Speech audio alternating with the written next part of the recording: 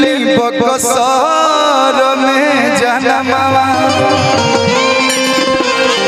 ना ना ना ठीक बा कैसे जी कि माथावा पटिका कइले लाल के बिया बराबर में हम पिछला बार वो गाना पर डांस कर रहे वो गाना में हिट हो गई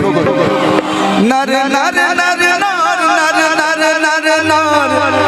तब हकेला बलनुआ तो गाड़ी साय साय तब हकेला बलनुआ गाना के आप लोग पिछला बार बहुत प्यार देनी हाँ हाँ वे गाना ए पर फिर डांस होई ठीक बा भाई तो रुको एगो तू गाना बजा किया होते ना अच्छा लगी हां एक गाना और प्यारा सा बहुत बहुत धन्यवाद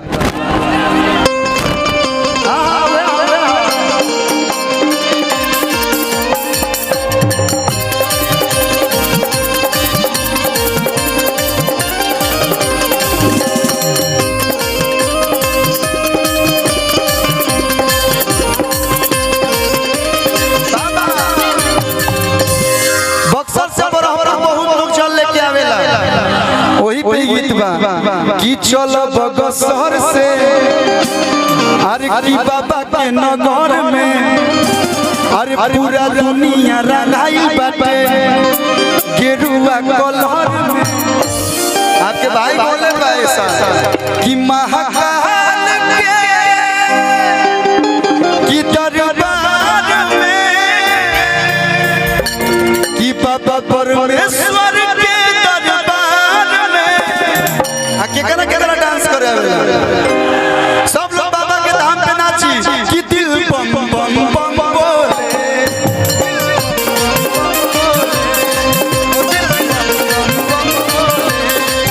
बाबा बैठो के दरबार में दिल बम बम बम बोले ओ दिल बम बम बम बोले चलो बगसर से बाबा के नगर में दुनिया रंगाई बाटे गेरुआ कलर में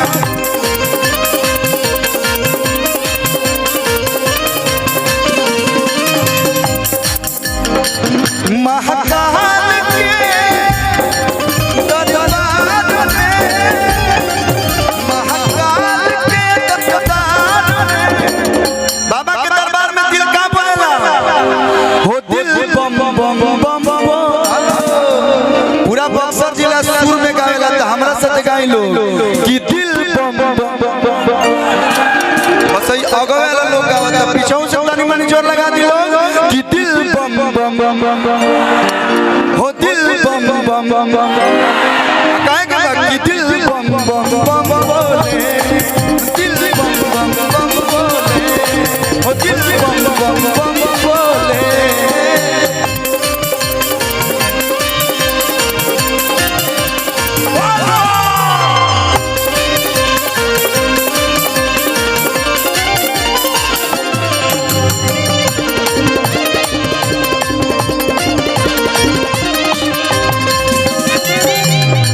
कोई नहीं है मेरे बाबा के जैसा यो जरूरी भाई कोई नहीं है मेरे बाबा के जैसा भूख के अन्न देते प्यासे को पैसा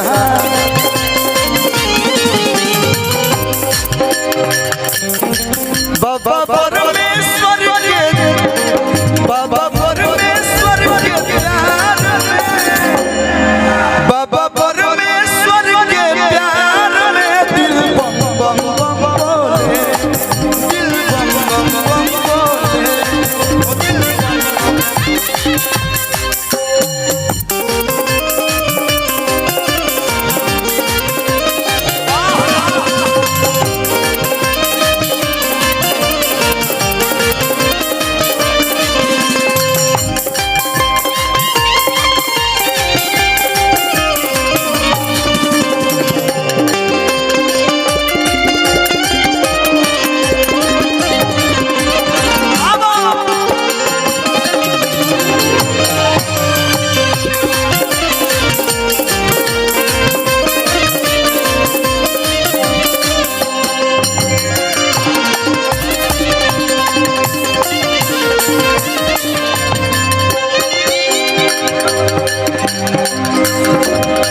यो जरूरी बा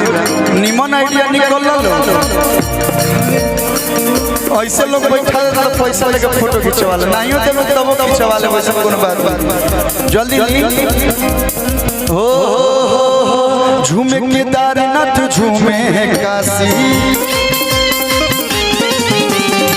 भक्तों की भक्ति में झूमे कैलाशी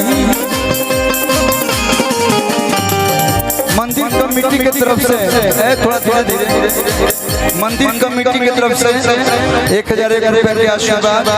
हेमंत से स्वागत अभिनंदन बा सब लोग के गोड़ छू के गोड़ लगाता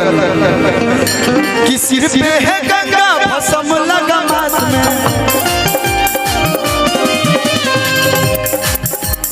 कलुआ सुली के है भोला दोनों हाथ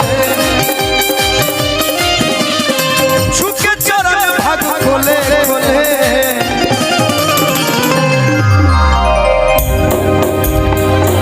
बाबा परमेश्वर के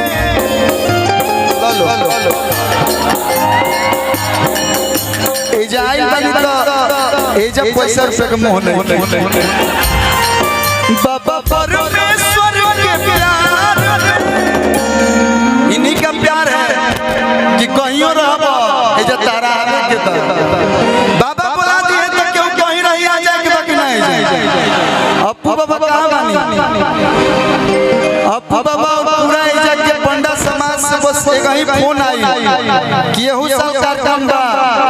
हम कनी बाबा रुआ याद कर देनी अब कोलू कहीं रही है कहीं जाइए एजा जरूर